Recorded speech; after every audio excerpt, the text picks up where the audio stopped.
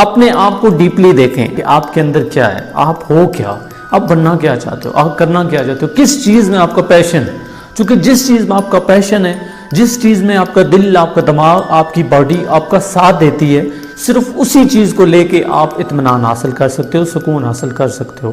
आप उन लोगों को देख लीजिए जो लाखों तनख्वाह लेते हैं और उनको देख लीजिए जो 500-600 की दिहाड़ी लगाते हैं, दोनों पेट भरने के लिए लगे हुए हैं।